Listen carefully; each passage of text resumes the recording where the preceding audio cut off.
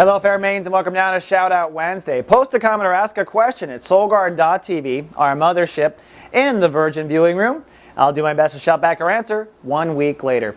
Well, I think it's going to be overcast, but I think rather content today for the Virgos, the Virgins of the Zodiac. A couple of things going on. On the one hand, the moon is in Libra, so your emotional focus is your self-esteem, your productivity, and the money in your bank, how much abundance you can draw in. So you're emotionally sensitive in those areas, but at the same time empowered in those areas. So if you're worried about your bank account, don't go to your online checking and take a look at the balance. This is not the day to self-trigger yourself emotionally. But likely this emotional focus is really about your career and legacy issues. That's because the moon in Libra is trining the sun. In other words, it's speaking to the sun. The sun is our awareness, and we're chapter 2 of Sun in Gemini. On top of that, Uranus is ruling the day. Now, as you probably know by watching Soul Guard, Uranus is the breakdown, breakthrough energy of the solar system. So it's kind of like the big bad wolf. It huffs and it puffs, and anything built out of straw will likely get blown down. But the good news is, once your house clears out from under you, you'll look around and see your little piggy brother built his out of brick. So the universe almost always demonstrates, almost immediately, what the solution should have been. So that's a good thing. It's an expansion of our awareness. It's basically shock value, and usually it's focused on areas where we are in denial. So there may be a bit of a career breakdown for you in the next 24 hours, and if that happens, the universe is underlining this is an area we need to work on. Don't panic, just take note. We'll be working on it, especially as the sun moves into chapter 3, which is about the rebuild and refocusing of our energy.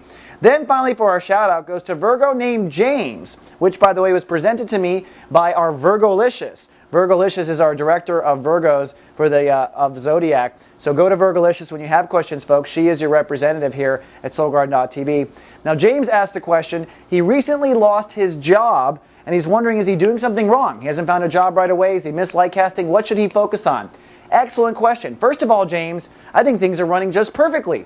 You are, after all, in a career transit this month, and I would think that if you lost your job, it is frankly due to the fact that you were in the wrong job to begin with, or you had outgrown that position, whether you recognize that or not. Now, before you get on to light casting a new one, you should do your soul work and have everything in order, and here's kind of your checklist. For one, you've got to really pay attention to what you really want. That's what this month in Gemini is about. What do you really want from your career? You need to know and be clear.